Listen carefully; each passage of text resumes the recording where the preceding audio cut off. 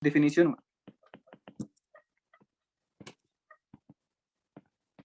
Vamos a recordar un poco lo que es una serie Fourier.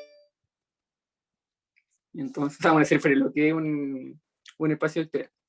Entonces, sea un conjunto B no vacío, bueno, obviamente no vacío porque ese vacío no tiene ninguna gracia, es llamado espacio vectorial sobre un cuerpo, vamos a llamarle F.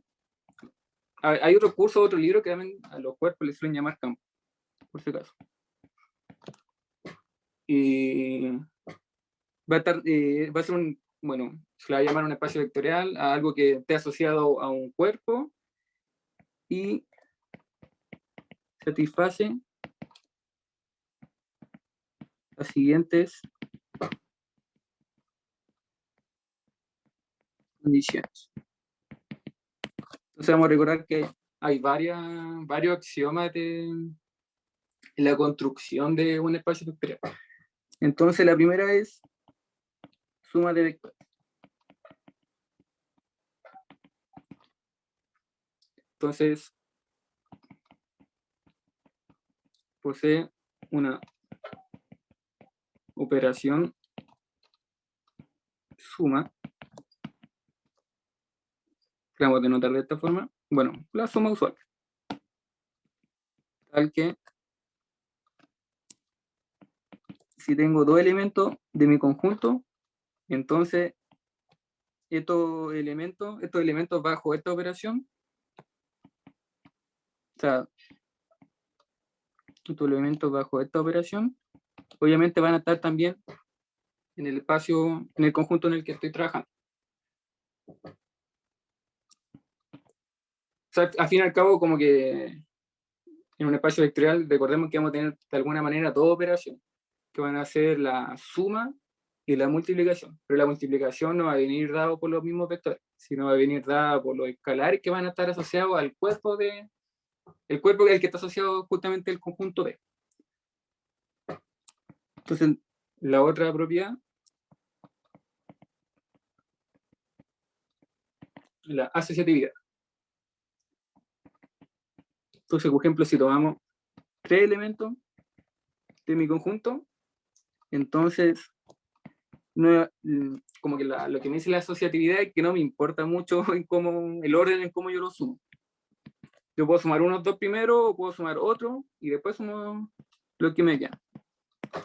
Sería con palabras como bien siempre la asociatividad. Como que no me importa el orden de cómo yo sumo las cosas. El resultado siempre va a ser el mismo.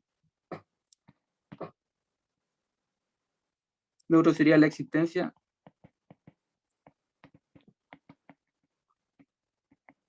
del neutro.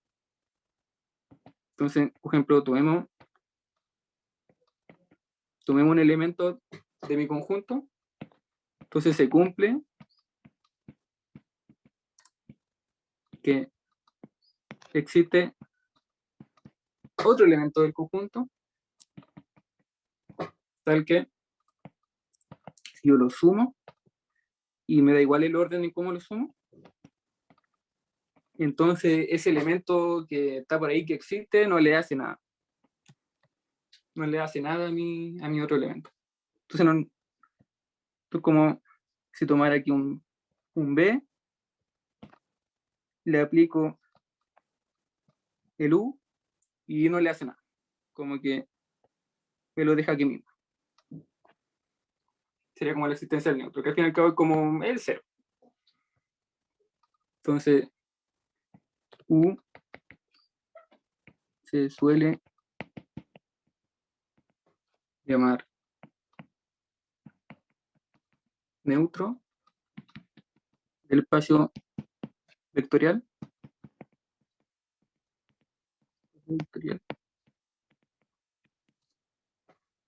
Y se suele denotar, en este caso, por cero. Aunque también hay otro libro que le llaman o también hay otros que le llaman como, no sé, y en este caso del espacio vectorial, B. Pero generalmente nosotros le vamos a llamar cero, para no complicarlo tanto la cabeza. Otra propiedad sería la existencia del inverso, porque vimos recién el neutro.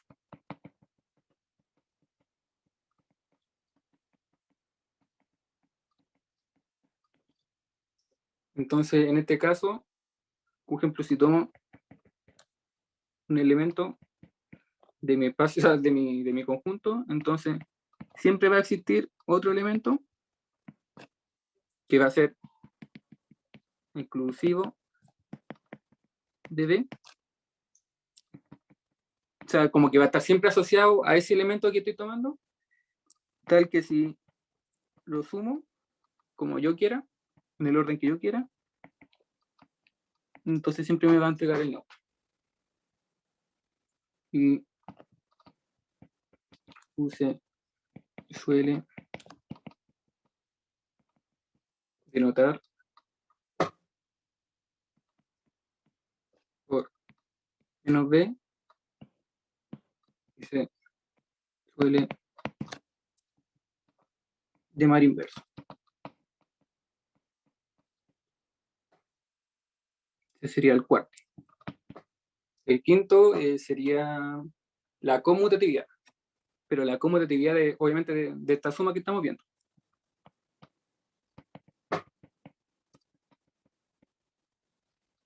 Entonces, por ejemplo, si tomo dos elementos de mi conjunto, entonces siempre me va a dar igual como yo lo sume.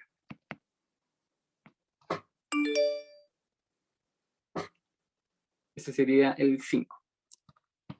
El 6 sería multiplicación por escalar.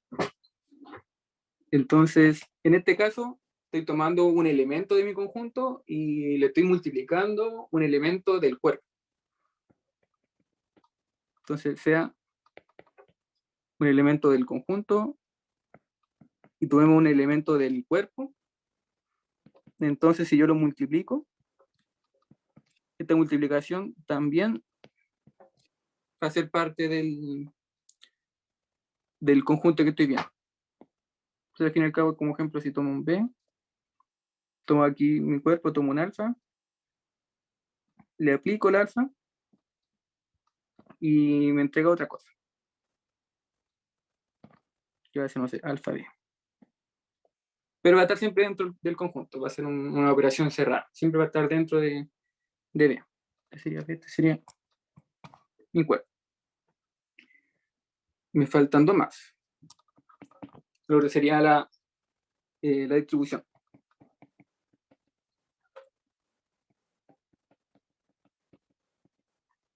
Entonces estoy tomando, por ejemplo, un elemento de mi cuerpo y tomo dos elementos del conjunto. Entonces, yo puedo hacer una suma de los elementos y después hacerle la multiplicación.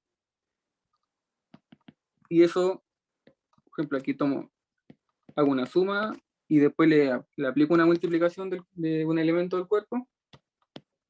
Y es como si se lo multiplicara a cada uno. Ahora, todas estas cosas que estamos viendo ahora, después las vamos a ver con funciones.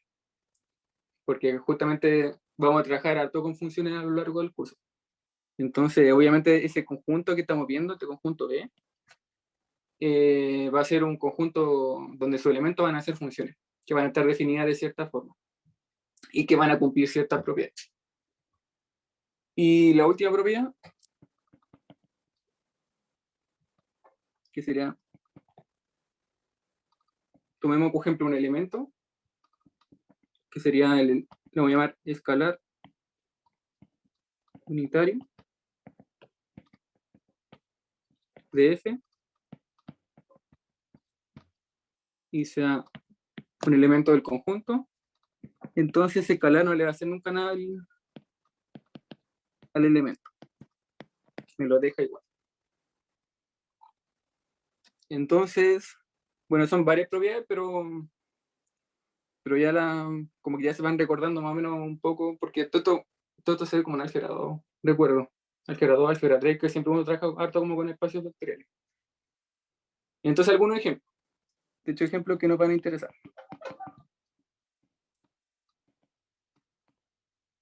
Entonces, un ejemplo sería, supongamos que defino mi conjunto como Rn. Bueno, este es el caso como más sencillo. Al final van a ser todos los elementos tales que cada uno, cada uno de los elementos va a ser un real. Con suma el producto por escalar usual. Usual me refiero aquí es como que es la suma y multiplicación de toda la vida que conocemos. O sea, como ejemplo, xn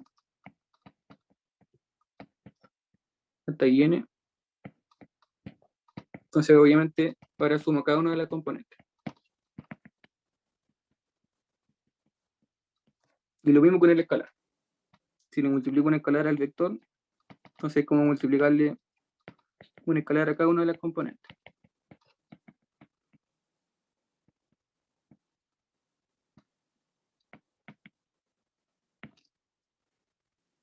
Sería como el ejemplo más básico. Otro ejemplo sería si definimos el conjunto como un conjunto de funciones. De funciones reales. Dominio real y la imagen que me entrega va a ser real. Y que además es lineal. Aquí como recordatorio, se puede f lineal cuando, por ejemplo, si sumo dos elementos del dominio, eso hace lo mismo como sumar su imagen. En este caso sería x, siempre lo real.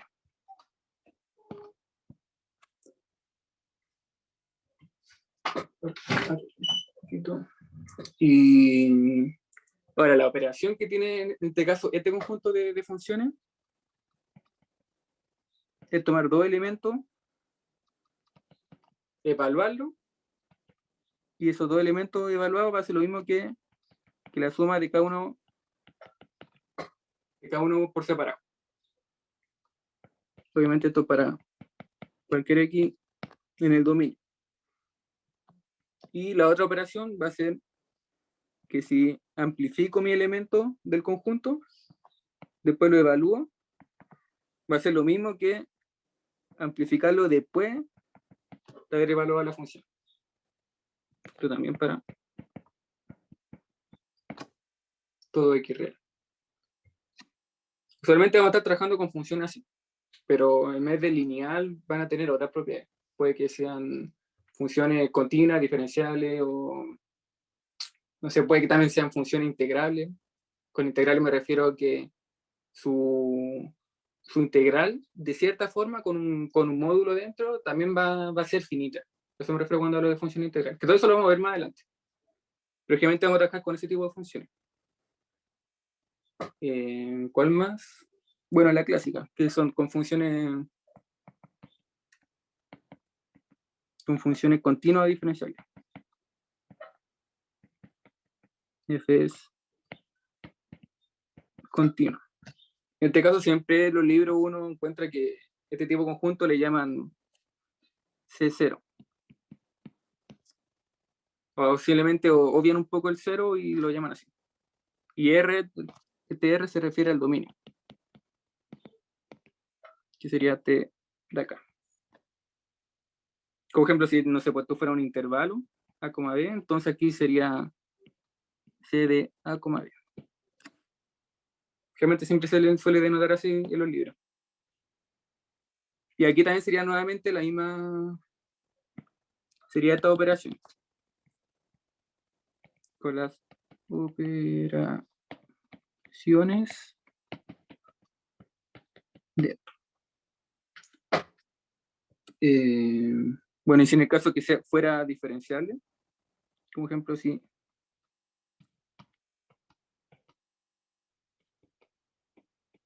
defino mi función de forma que f es diferenciable, usualmente los libros le suelen denotar C1.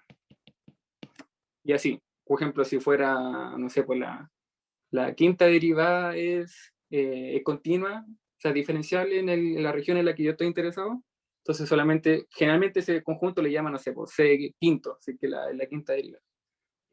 Y así está el CR, y así está el C infinito, ya hay muchos tipos de conjuntos. Y otro conjunto sería, por ejemplo, el del polinomio, que también nos va a interesar. Porque este se va a parecer un poco también al... O sea, podemos hacer la comparación un poco con la serie de Fourier. El de polinomio de grado n, que al fin y al cabo son todos los A1x hasta AN xn, tal que cada uno de estos elementos van a ser real en este caso. Entonces, por ejemplo, en este caso, el cuerpo bajo el que estamos trabajando sería, yo tendría cuerpo los reales. Exclusivamente porque estamos trabajando con escalares reales. Pero igual lo podemos generalizar más, por ejemplo, a lo complejo. Podrían ser perfectamente, todos esos A sub n podrían ser todos complejos. O de cualquier otro cuerpo que se le ocurra. Si es que hay otro. Y bueno, los elementos en este caso, generalmente siempre, por ejemplo, un elemento de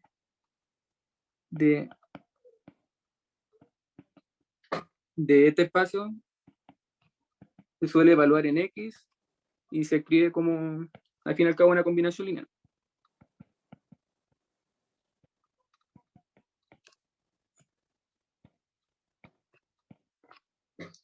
Y bueno, las operaciones en este caso serían, como ejemplo, si tomo xy de 0 hasta n y tomo otro elemento más, otro polinomio, con, no sé, un bi xn. Entonces la operación, como está definida, es que junto los coeficientes que van acompañando a cada uno de los x. Y la otra operación sería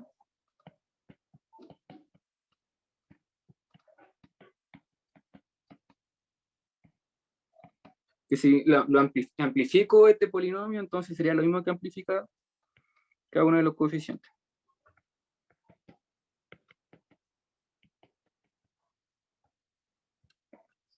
Bueno, esta parte de acá, esto me refiere, por ejemplo, p de x, y toda esta parte de acá, podríamos, no sé, llamarlo q de x. Va a ser otro polinomio. Esta suma acá me daría ahora otro polinomio.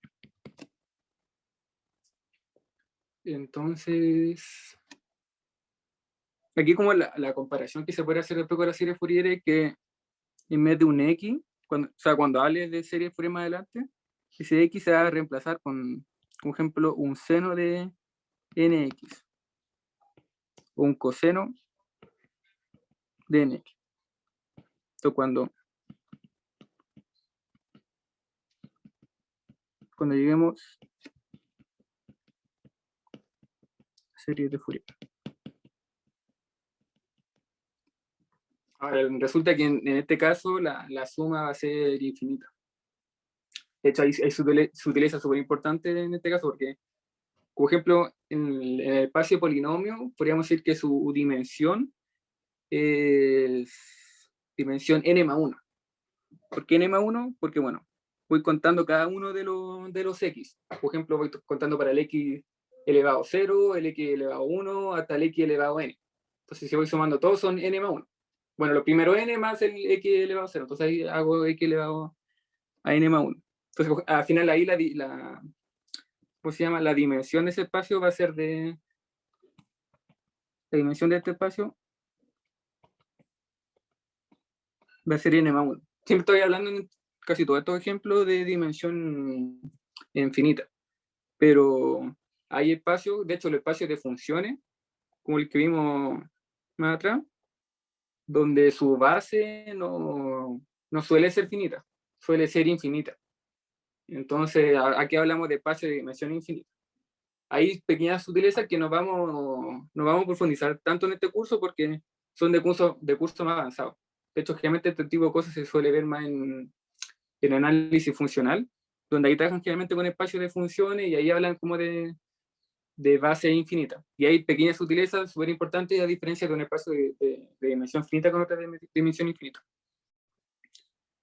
Pero en cuanto a lo que a nosotros nos interesa, que es serie Fourier y EDP, solo nos interesa introducir estos términos y trabajarlos, más que ver quizás teoremas que tengan que ver con espacios de dimensión infinita. Entonces, ¿qué más? Veamos ahora otra definición. Se ve un cuerpo, o sea, un F espacio vectorial, es como decir que un espacio vectorial con cuerpo F.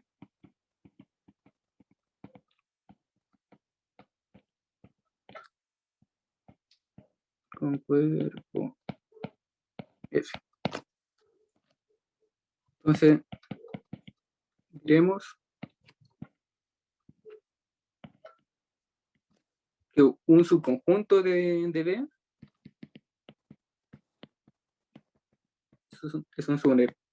es un subespacio vectorial de B si W es también un espacio vectorial de cuerpo F. Entonces, como un clásico ejemplo, por ejemplo, puedo tomar,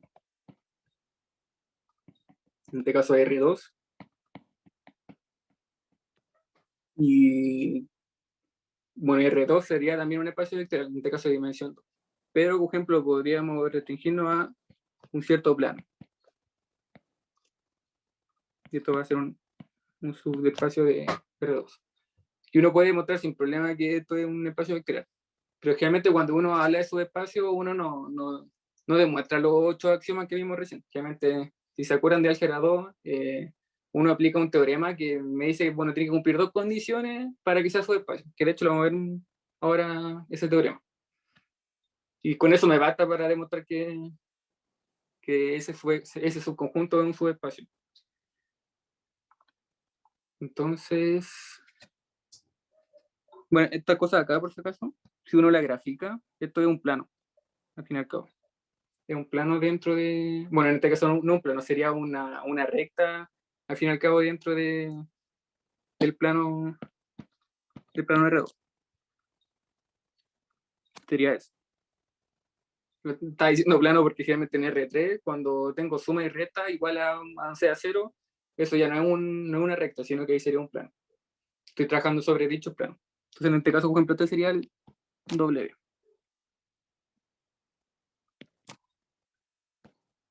Ya, entonces, teorema. Y este es el clásico teorema de subespacio. Le dije recién. Entonces, sea un subespacio vectorial de cuerpo F, entonces, si tengo su conjunto, es un subespacio vectorial, sí, solamente sí. Bueno, lo primero, lo más importante, es que sea distinto de vacío, porque no sería ni una gracia si nos definimos un subconjunto y después ese subconjunto no tiene nada. Entonces, que a veces puede pasar que uno se define un conjunto con ciertas condiciones y después uno se da cuenta que esas condiciones no se pueden cumplir. Y si no se cumplen, entonces no hay ningún elemento que exista, así que sería vacío. Entonces, lo más importante siempre cuando uno trabaja con su espacio y su subconjunto es ver que existan elementos. Después la segunda propiedad sería, como ejemplo, si tomamos dos elementos del cuerpo y dos elementos del conjunto, en este caso del espacio vectorial, entonces, bueno, en este caso sería W. Entonces, esta suma también va a estar dentro del subespacio. De hecho, generalmente uno cuando quiere demostrar que un espacio vectorial en general es un espacio, o sea, cuando uno tiene un conjunto y quiere demostrar que es un espacio vectorial, uno lo que tiende a hacer, en vez de estar demostrando esos ocho axiomas, es ver si ese conjunto que a mí me interesa está dentro de uno más grande en el que sí sé que es un espacio vectorial. Entonces, si sé que existe dentro de un espacio más grande que es un espacio vectorial, me basta simplemente con demostrar estas dos cosas. Y no tengo que estar demostrando todos los ocho axiomas. Es como un pequeño truquito que uno siempre hace. Y la demostración del teorema es súper sencilla, pero tampoco, aunque la viéramos, no nos interesa mucho, porque no va a ser como de importancia la propia demostración, no nos va a entregar información para lo que vamos a ver en el curso. Solo nos interesa en sí el enunciado del teorema, más que la propia demostración, así que no la vamos a ver. Y más encima, generalmente estas demostraciones están en, ¿cómo se llama? En el libro de álgebra. Y tampoco no es difícil. Entonces, solo nos va a interesar el teorema en sí. De otra definición.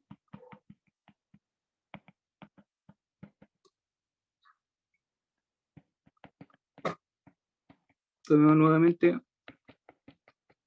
un espacio vectorial y tomemos n elementos de este espacio. Entonces, se dice que U es una combinación lineal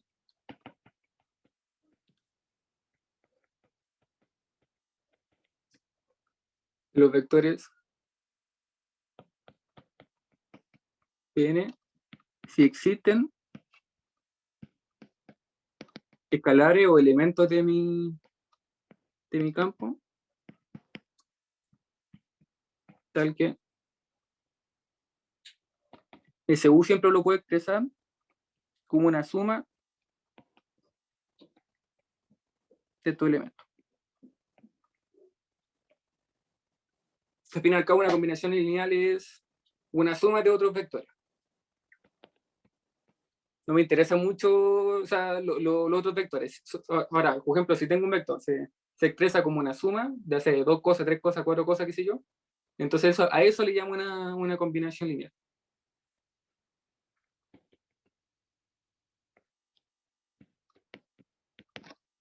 Y eso. Ya voy a ir a otra página. ¿Qué otra cosa? ¿Qué otra cosa? Ah, ya. Proposición. Esta proposición si nos va a interesar un poco más quizá la demostración. Entonces, tomo nuevamente un espacio vectorial y bueno, tomo n elementos de mi conjunto, de mi espacio vectorial. Entonces, el conjunto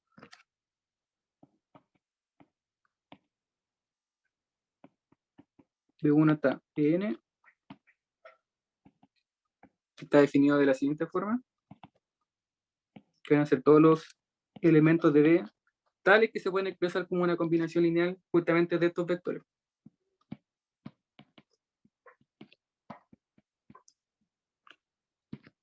Donde cada uno de estos alfa puede ser un elemento del cuerpo.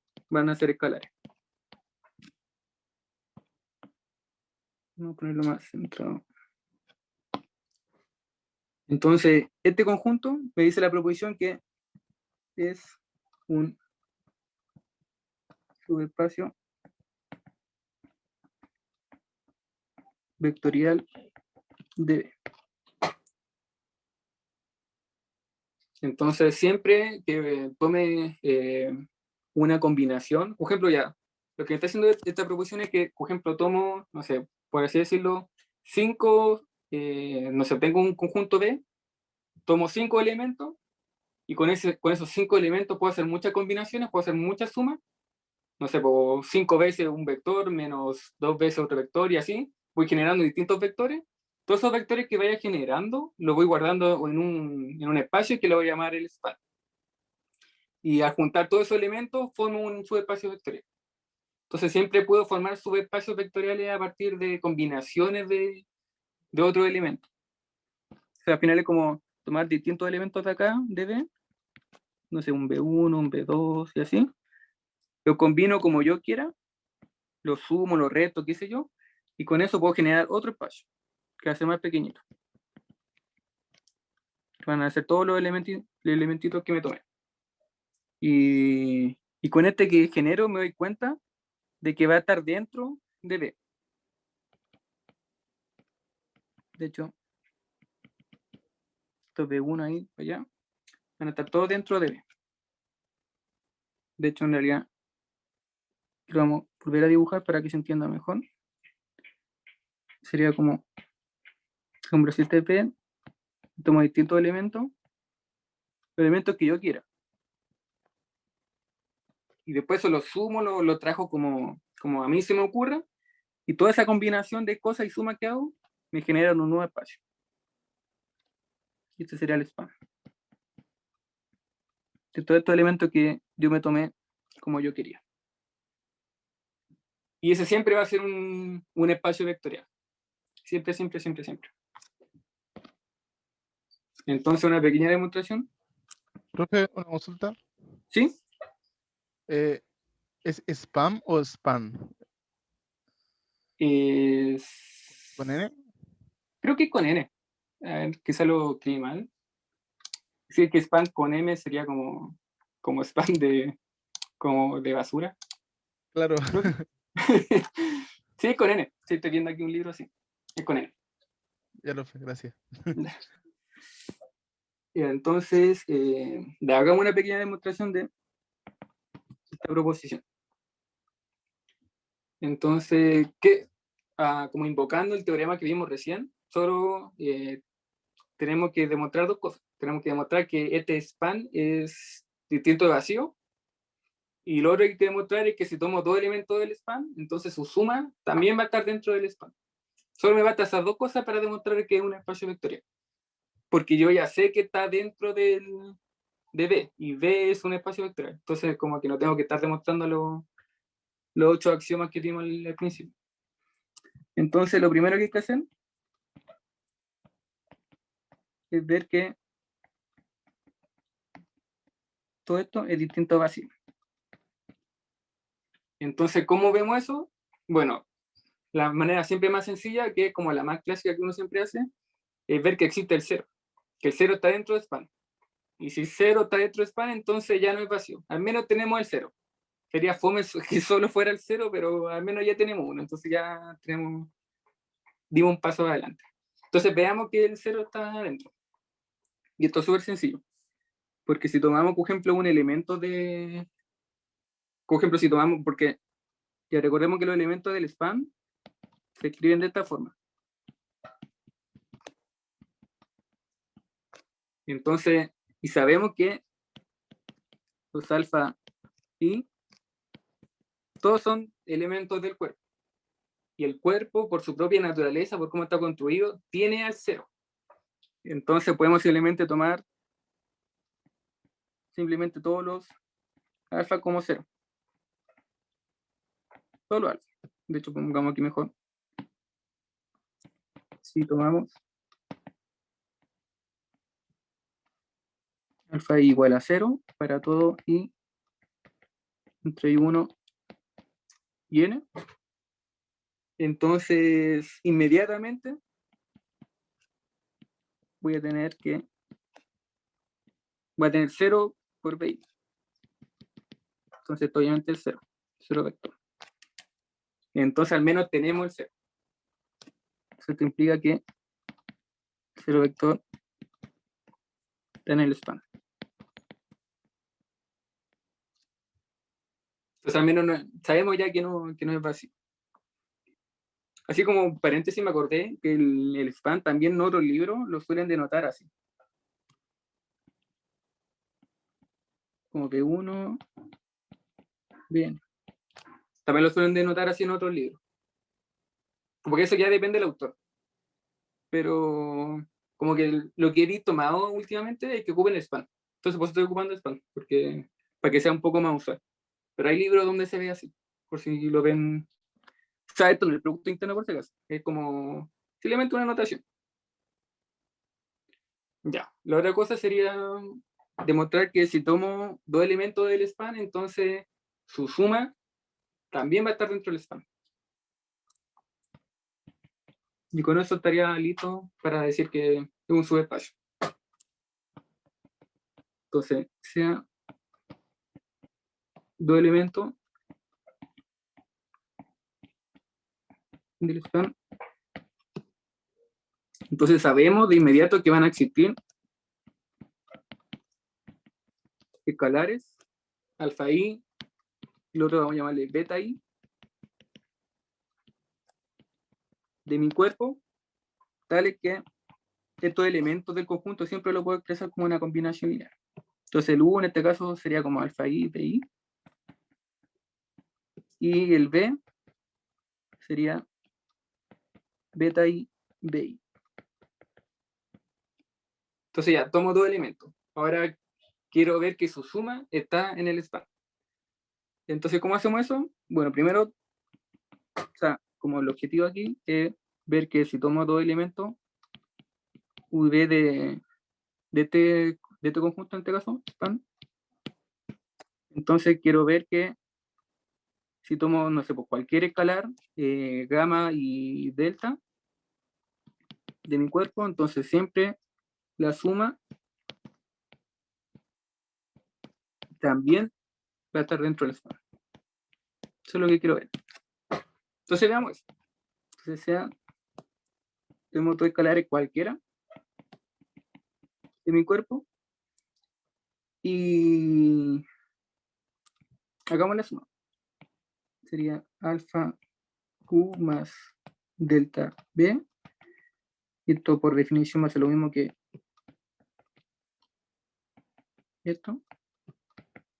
Y que me sería delta suma beta i de i. Entonces aquí puedo juntar todo. Y aquí también.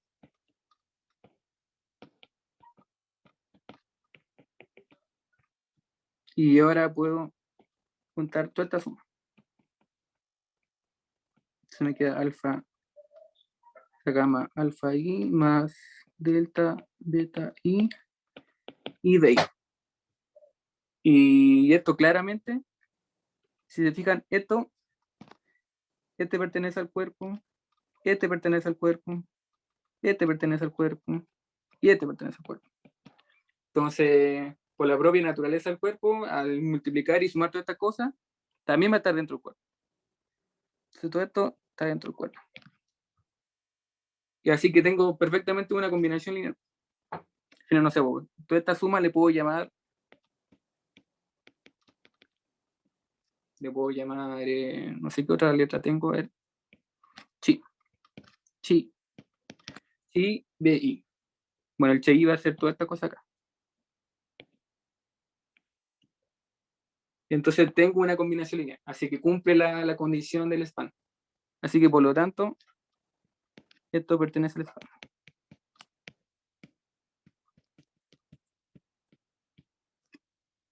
Así que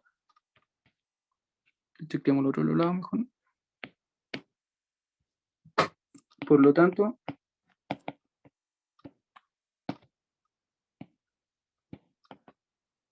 Y esto pertenece al span.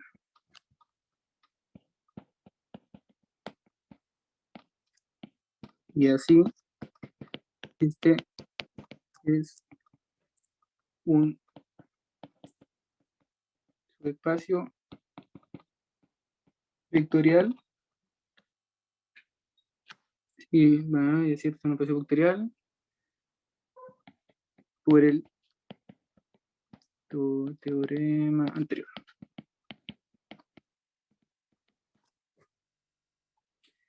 Entonces, eso. Así que el span siempre, o sea, por ejemplo, si tomo una combinación de elementos, siempre puedo construir un subespacio vectorial. Siempre, siempre, siempre, siempre. Y ahora que esta combinación tenga una condición adicional, que la vamos a ver ahora, entonces vamos a poder construir una base. Entonces quizás algunos ya se acuerdan del tema de la linealmente independiente o linealmente dependiente, pero igual lo vamos a recordar por si acaso. Entonces sea de un espacio vectorial, los vectores V1 ABN se dicen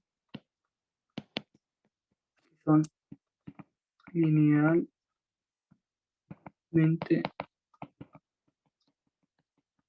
independientes si en el caso que tengo una combinación de esto igual a 0 implica necesariamente, de hecho más que una aplicación, es una equivalencia, necesariamente, si que esto es igual a 0, cada uno de estos va a ser igual a 0. Para todo alfa que me tome dentro de esta combinación, todos son 0, necesariamente. En caso contrario,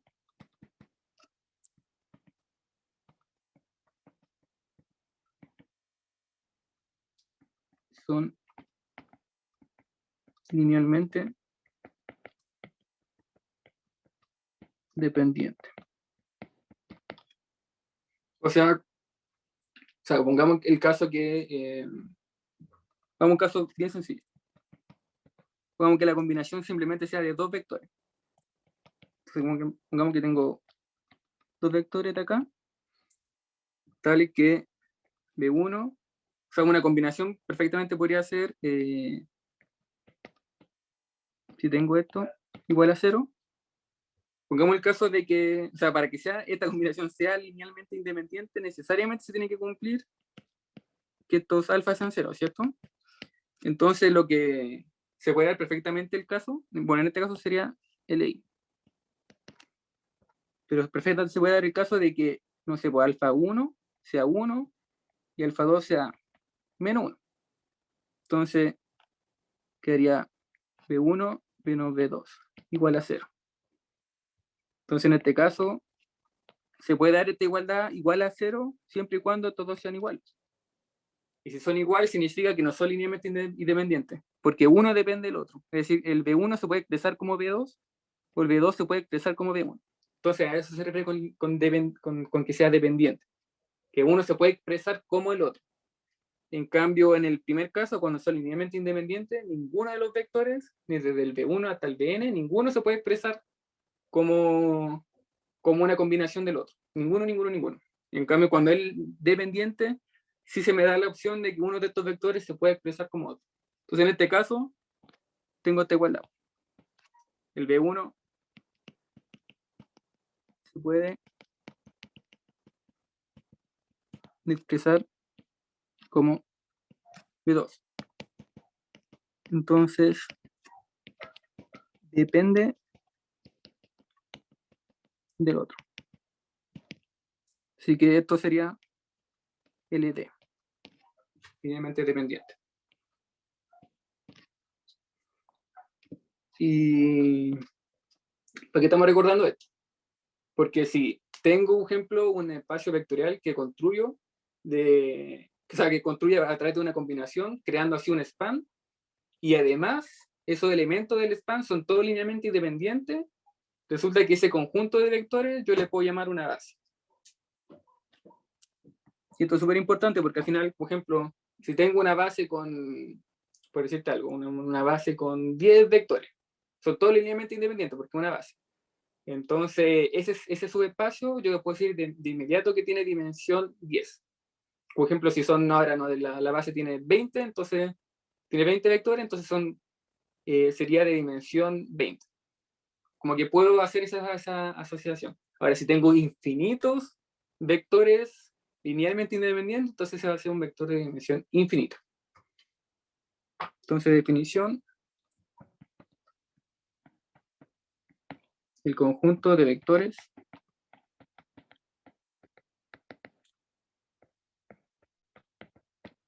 uno está Bn sería es una base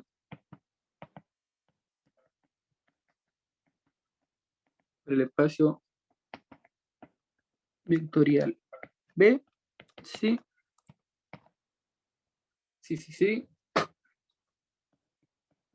estos vectores son linealmente independientes, es decir, no puedo expresar uno como en base a otro. Y la segunda condición es que justamente el span que me genera, porque aquí estoy hablando de una base para el espacio vectorial B. Entonces, necesariamente el span que genero con estos vectores tiene que ser B.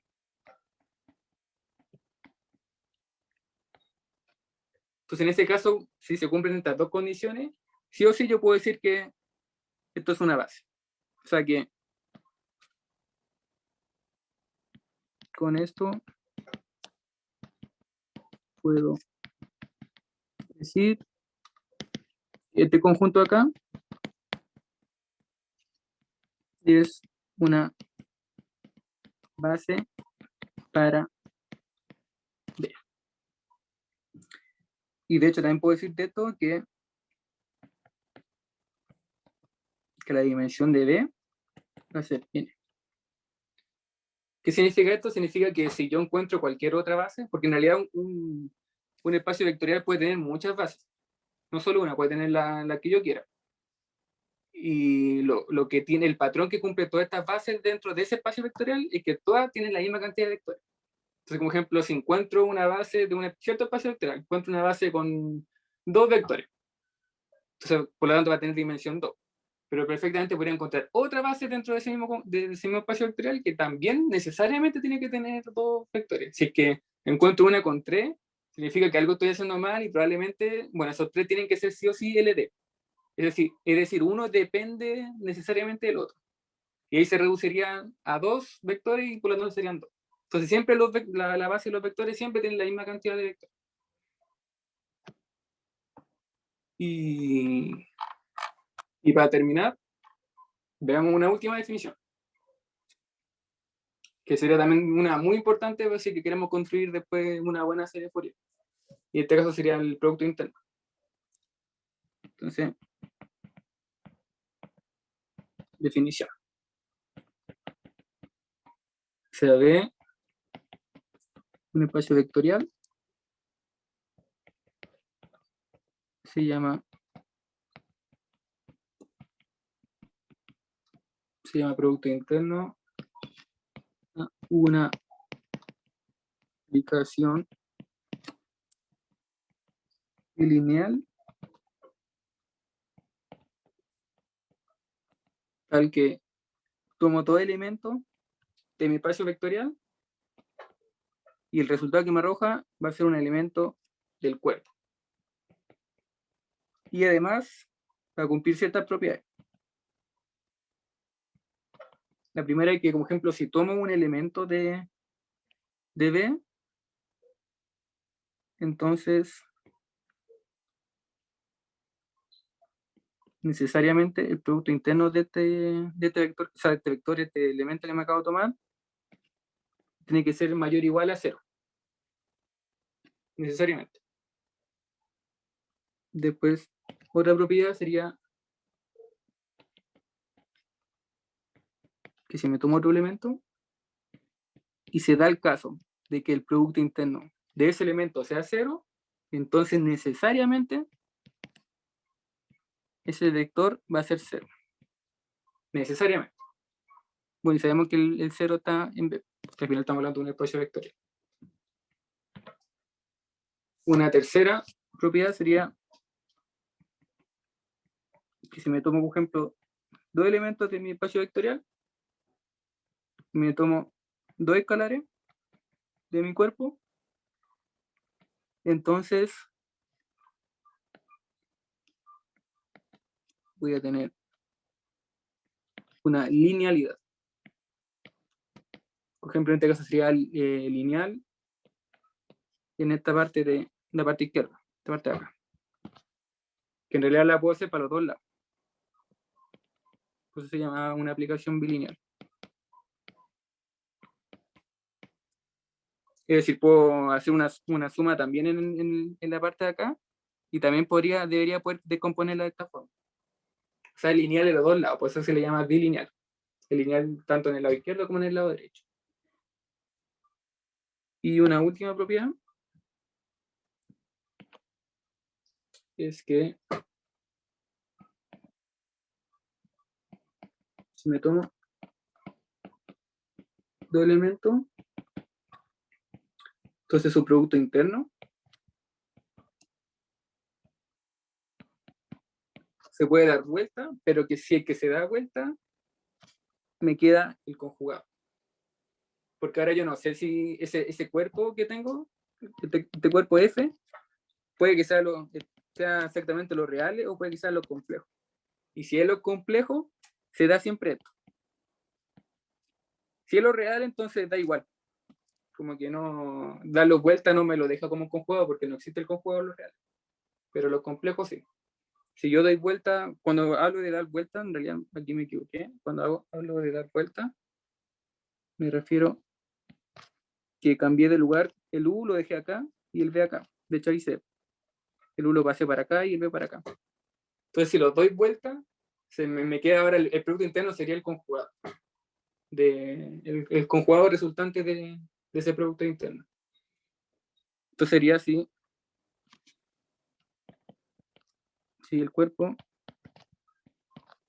es así. Si es real, entonces como que esto me da igual. El orden no cambia nada, porque no hay conjugado lo real. Entonces, como último ejemplo, para terminar por hoy. Disculpa, ¿Sí? ¿cuál era la 3? Que no alcancé a verla. Ah, sí, tranquilo. Esto está acá. Ah, Esta vale. parte acá. La Ya, dejo ahí si listo. quería anotarlo por mientras. No, ya me la sé. Vale. Ah, ya. Pero la 3 más que nada me habla de la bilinealidad. Como que es lineal los dos lados. Es decir, si en un lado del producto interno tengo una suma, entonces puedo descomponer ese producto interno en dos. Lo mismo por el otro lado. En el lado derecho, si tengo una suma o una recta, también puedo descomponerla en dos productos internos. Como una suma o una Ya. recta, dependiendo del caso. Entonces, un ejemplo antes de terminar. Entonces, el caso más clásico es cuando el producto interno, por ejemplo, tomo dos elementos de mi espacio vectorial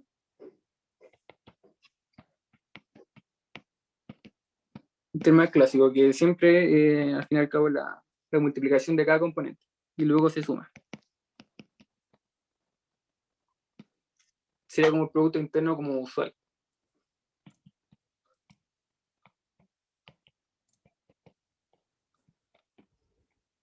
Producto interno usual, o también los físicos le llaman producto punto. Y lo suelen denotar así.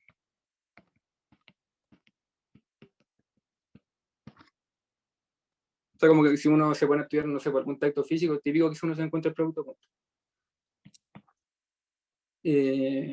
Otro sería, por ejemplo, si me tomo el espacio de funciones,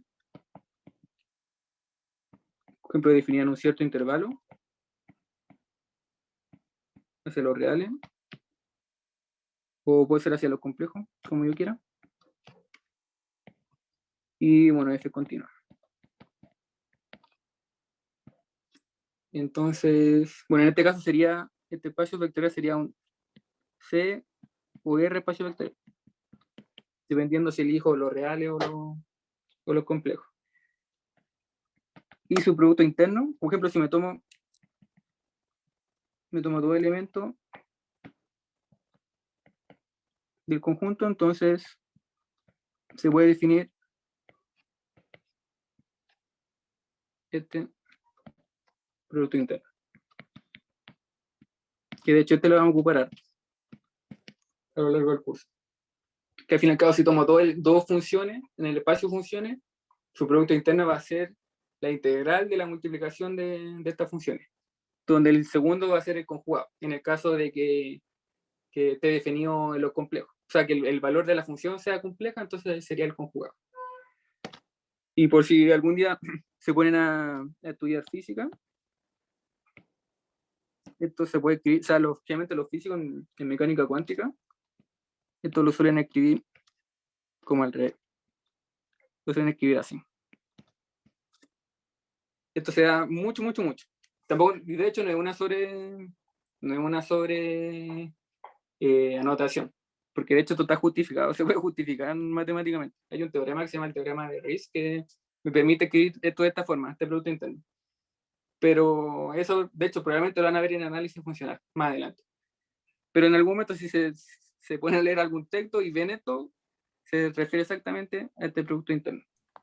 Creo Solo que lo escriben antes. que el profe de ¿Ah? álgebra 3 parece que lo escribió así una vez, si no me equivoco. Sí, como así. Sí, parece que sí, no me acuerdo, weón. Sí, pero bueno, generalmente los matemáticos, en los textos matemáticos suelen escribirlo así. Hay pocos matemáticos que suelen escribirlo así. Bueno, depende, pero bueno, los físicos a esto le llaman como el bra y esto le llaman el que. Ahí como que lo ocupan, tiene su significado físico y todo eso. Y un último ejemplo, como ejemplo, si defino ahora el espacio vectorial como el espacio de la sucesión infinita. Es decir, cada elemento de este conjunto se puede escribir como un x1, x2, así, hasta infinito. Y donde cada uno de estos componentes va a ser complejo. Y además, si yo hago la suma del módulo de esto, el módulo al fin y al cabo se aplica porque generalmente como son complejos, entonces así obtengo un número y puedo aplicar desigualdad, porque si tengo complejos no puedo hacer desigualdad, porque no hay un orden con los complejos, a diferencia de los reales. Entonces, por ejemplo, esta suma sería finita. Y en este caso, L2 es un C espacio vectorial. Y su producto interno